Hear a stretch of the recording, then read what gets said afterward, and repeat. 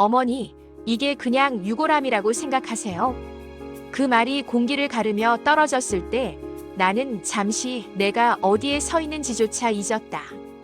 발바닥에 닿는 바닥의 감촉도 벽에 걸린 남편의 사진도 한순간에 멀어졌다. 오직 딸의 손에 들린 그 상자만이 시야를 가득 채웠다. 분명히 남편의 것이었다.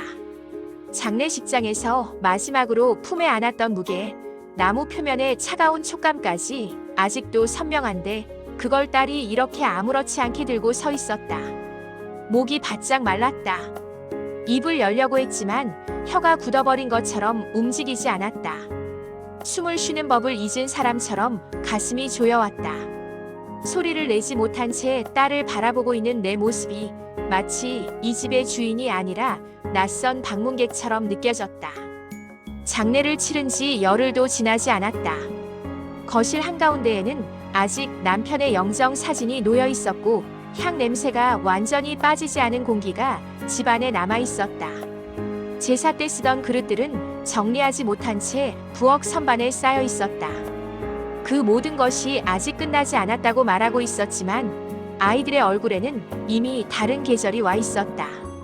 검은 옷은 벗어 던진 지 오래였고 말투는 겉으로는 조심스러웠지만 눈빛은 놀라울 만큼 차가웠다. 슬픔을 견디는 얼굴이 아니라 오래전부터 준비해온 질문을 마침내 꺼내든 사람의 표정이었다. 그 눈빛을 보며 나는 문득 깨달았다. 이 순간이 우연이 아니라는 것을. 아이들은 이미 마음속에서 수십 번 이 장면을 연습했을지도 모른다는 것을. 아버지가 남긴 게 이것뿐이라고는 생각 안 해요. 첫째의 말이었다. 말끝이 흔들리지 않았다. 감정이 완전히 제거된 문장은 칼처럼 정확했고 그래서 더 아팠다. 나는 대답하지 않았다. 아니, 하지 못했다.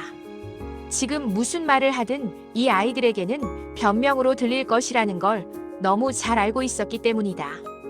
설명은 이해를 바라는 사람에게나 필요한 것이지 이미 결론을 내려버린 사람에게는 의미가 없었다.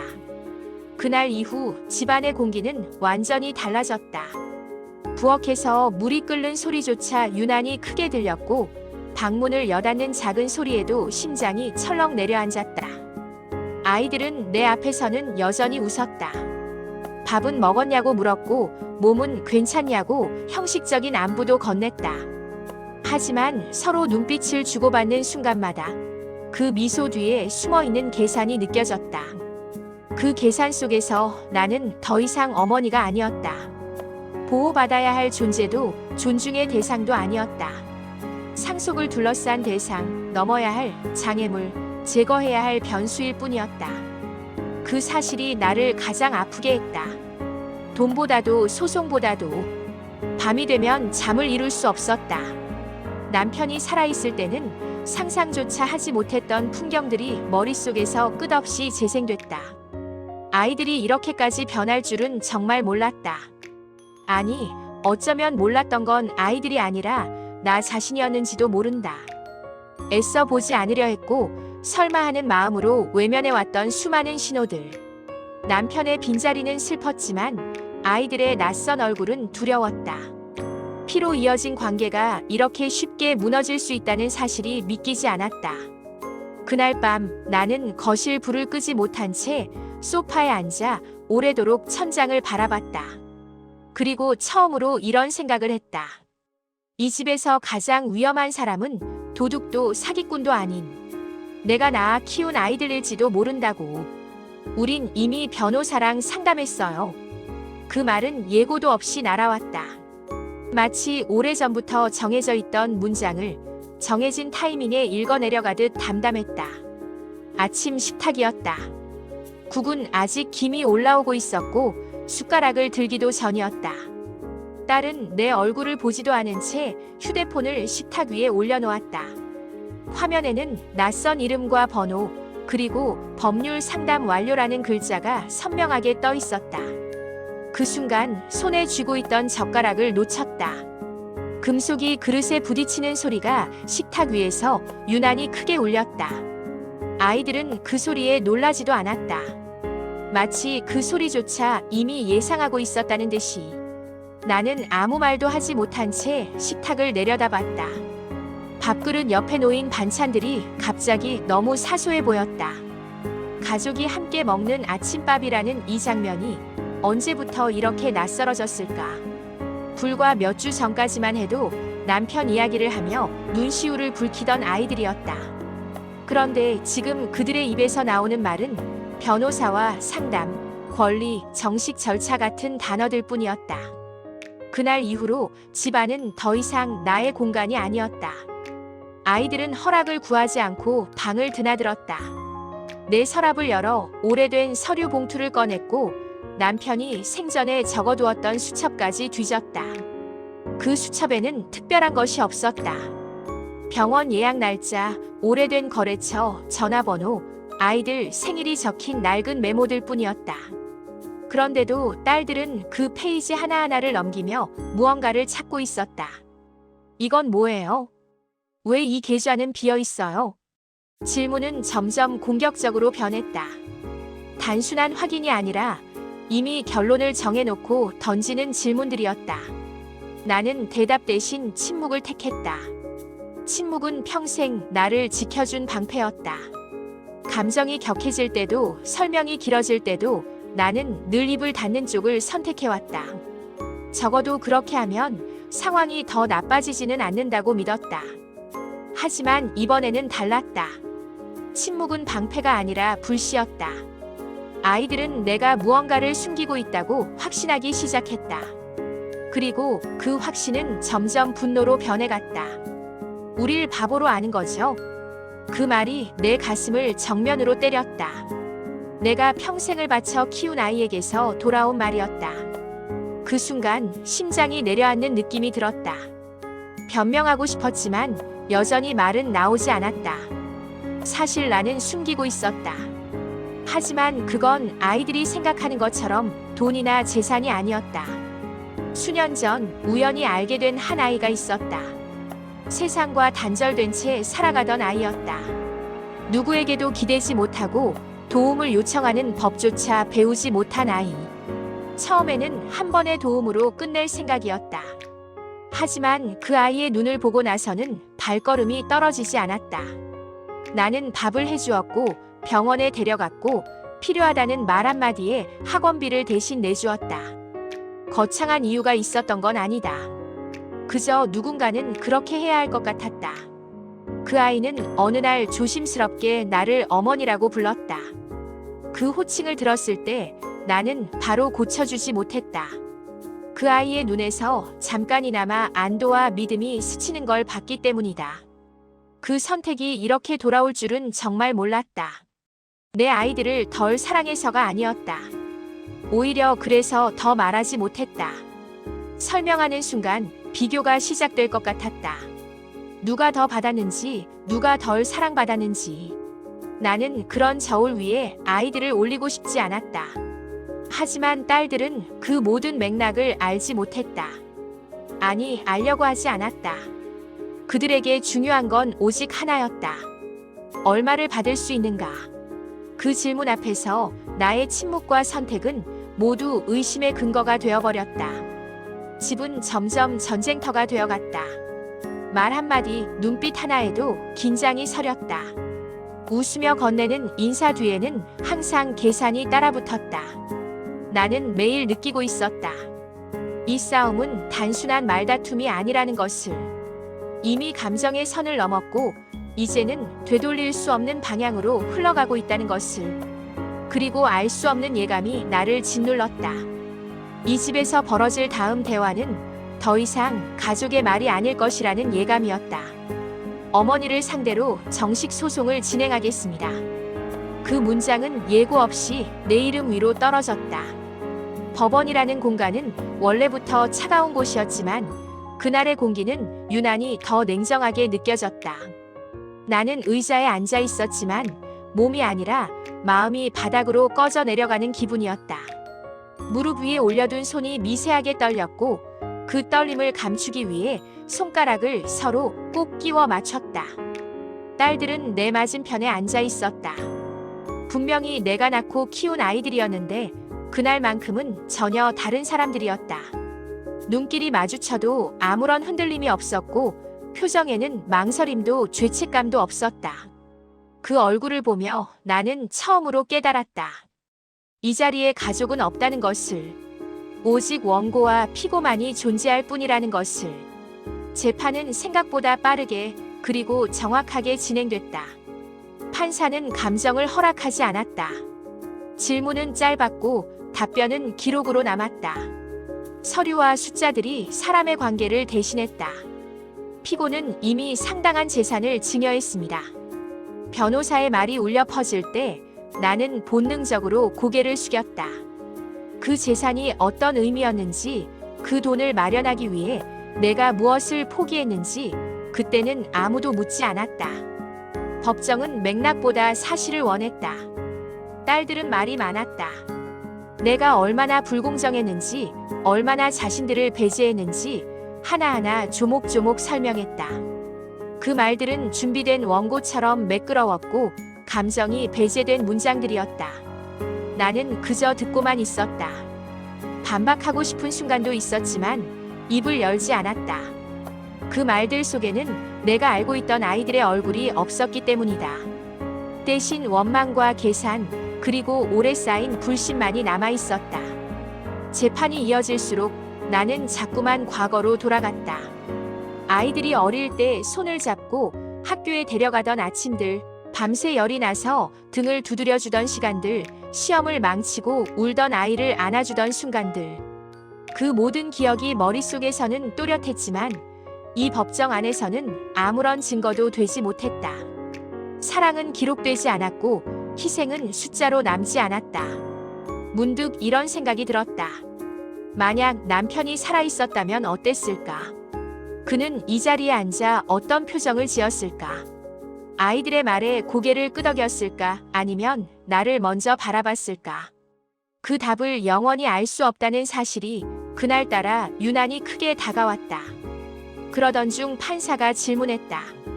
피고는 왜 특정 자금을 사용하지 않았습니까? 그 질문은 단순했지만 나에게는 무거웠다. 나는 잠시 말을 고르며 숨을 들이마셨다. 그동안 쌓아온 침묵을 깨는 일이었기 때문이다. 목소리가 떨렸다. 그건 다른 아이를 위해서였습니다. 그 한 문장이 법정의 공기를 바꿨다. 방청석에서 낮은 웅성거림이 일었고 딸들의 시선이 처음으로 내 쪽으로 향했다. 놀람과 혼란이 잠깐 스쳐 지나가는 게 보였다. 그 순간 나는 더 이상 숨기지 않겠다고 마음먹었다. 이 재판이 끝난 뒤 어떤 결과가 오더라도 진실만은 말해야겠다고. 입을 열고 나니 오히려 마음이 차분해졌다. 두려움은 여전했지만 도망치고 싶지는 않았다. 나는 이 자리에 서서 어머니로서가 아니라 한 사람으로서 설명해야 했다. 왜 그런 선택을 했는지, 왜 침묵했는지, 그리고 왜 지금까지 말하지 않았는지를. 그날 법정을 나서며 나는 느꼈다. 이 싸움은 단순한 상속 분쟁이 아니라는 것을. 이것은 나의 선택과 아이들의 욕망이 정면으로 충돌하는 순간이라는 것을. 그리고 그 충돌의 끝에서 더 이상 이전의 관계로 돌아갈 수 없을지도 모른다는 사실을. 어머니를 상대로 정식 소송을 진행하겠습니다. 그 문장은 예고 없이 내 이름 위로 떨어졌다. 법원이라는 공간은 원래부터 차가운 곳이었지만 그날의 공기는 유난히 더 냉정하게 느껴졌다. 나는 의자에 앉아 있었지만 몸이 아니라 마음이 바닥으로 꺼져 내려가는 기분이었다. 무릎 위에 올려둔 손이 미세하게 떨렸고 그 떨림을 감추기 위해 손가락을 서로 꼭 끼워 맞췄다. 딸들은 내 맞은편에 앉아 있었다.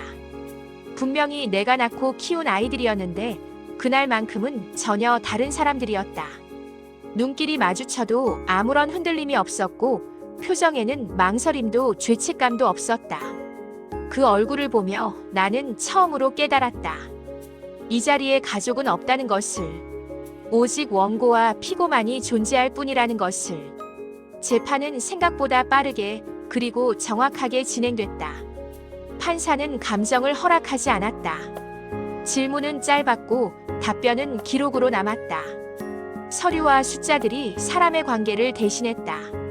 피고는 이미 상당한 재산을 증여했습니다. 변호사의 말이 울려 퍼질 때 나는 본능적으로 고개를 숙였다.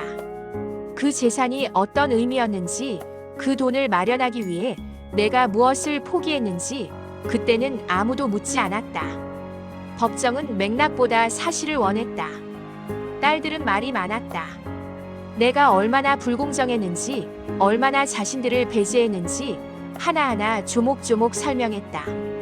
그 말들은 준비된 원고처럼 매끄러웠고 감정이 배제된 문장들이었다. 나는 그저 듣고만 있었다. 반박하고 싶은 순간도 있었지만 입을 열지 않았다. 그 말들 속에는 내가 알고 있던 아이들의 얼굴이 없었기 때문이다. 대신 원망과 계산, 그리고 오래 쌓인 불신만이 남아있었다. 재판이 이어질수록 나는 자꾸만 과거로 돌아갔다. 아이들이 어릴 때 손을 잡고 학교에 데려가던 아침들, 밤새 열이 나서 등을 두드려주던 시간들, 시험을 망치고 울던 아이를 안아주던 순간들. 그 모든 기억이 머릿속에서는 또렷했지만 이 법정 안에서는 아무런 증거도 되지 못했다. 사랑은 기록되지 않았고 희생은 숫자로 남지 않았다. 문득 이런 생각이 들었다. 만약 남편이 살아있었다면 어땠을까? 그는 이 자리에 앉아 어떤 표정을 지었을까? 아이들의 말에 고개를 끄덕였을까? 아니면 나를 먼저 바라봤을까? 그 답을 영원히 알 수 없다는 사실이 그날따라 유난히 크게 다가왔다. 그러던 중 판사가 질문했다. 피고는 왜 특정 자금을 사용하지 않았습니까? 그 질문은 단순했지만 나에게는 무거웠다. 나는 잠시 말을 고르며 숨을 들이마셨다. 그동안 쌓아온 침묵을 깨는 일이었기 때문이다. 목소리가 떨렸다.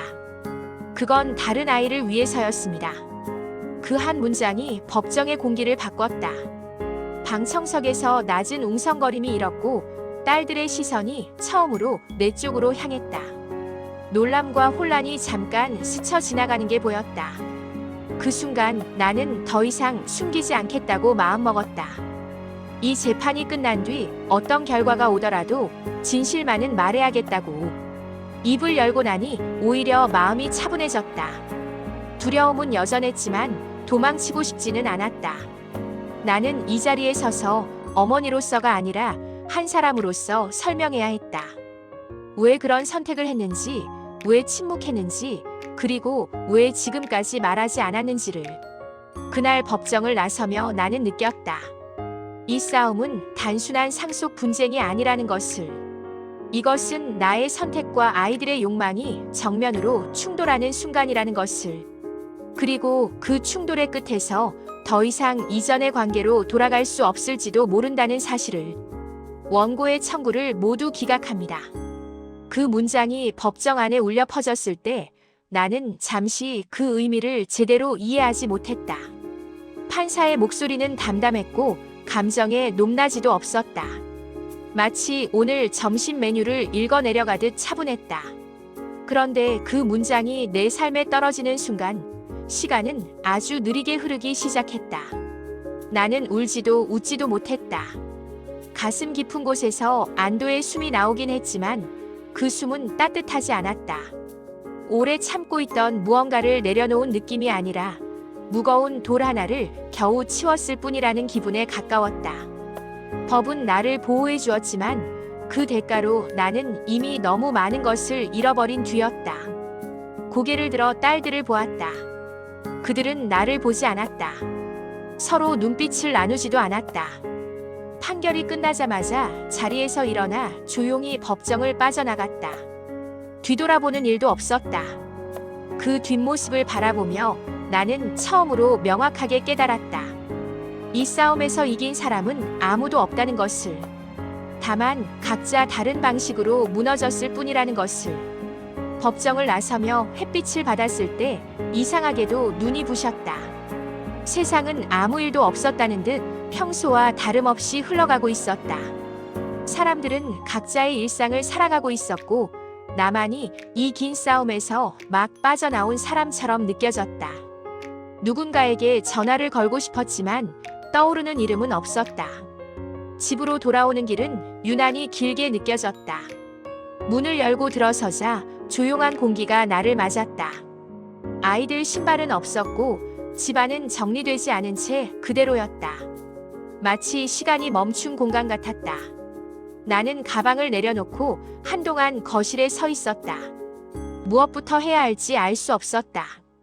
부엌으로 가서 식탁을 보았다. 무의식적으로 접시를 하나 더 꺼냈다가 잠시 멈췄다. 아무도 오지 않을 걸 알면서도 그 자리를 비워두고 싶지 않았다. 결국 접시를 식탁 위에 올려놓았다. 그 행동이 누군가를 기다린다는 의미인지 스스로를 위로하는 의식인지 나조차 알 수 없었다. 식탁에 앉아 있으니 지난 시간들이 하나씩 떠올랐다. 아이들이 어릴 때 이 식탁에 앉아 밥을 먹던 모습, 투닥거리며 웃던 소리, 별것 아닌 일로 울고 웃던 얼굴들. 그 모든 장면이 너무 선명해서 지금의 정막이 더 크게 느껴졌다. 나는 스스로에게 물었다. 가족이란 무엇일까? 피로 이어진 관계일까? 아니면 끝까지 지켜야 할 약속일까? 만약 약속이라면 그 약속은 언제부터 깨진 걸까? 판결은 끝났지만 질문은 끝나지 않았다. 나는 여전히 그 답을 찾고 있었다. 내가 한 선택들이 옳았는지, 더 다른 길은 없었는지. 하지만 이제 와서 바꿀 수 있는 것은 아무것도 없었다. 다만 앞으로 어떻게 살아갈 것인지만이 남아 있었다. 그날 밤 나는 불을 끄고 혼자 앉아 있었다. 집안은 조용했고 시계 초침 소리만 또렷하게 들렸다. 그 소리를 들으며 문득 이런 생각이 들었다. 이 이야기를 듣는 누군가는 지금 이 순간에도 나와 같은 선택의 기로에 서 있을지도 모른다는 생각. 돈보다 중요한 것이 있다는 걸 알면서도 막상 그 앞에 서면 흔들릴 수밖에 없는 순간들. 가족이라는 이름이 가장 큰 상처가 되는 순간들. 나는 오늘도 그 모든 것을 품은 채 하루를 마무리한다. 그리고 조용히 스스로에게 말한다. 적어도 나는 외면하지는 않았다고. 그 사실 하나만은 끝까지 안고 가겠다고.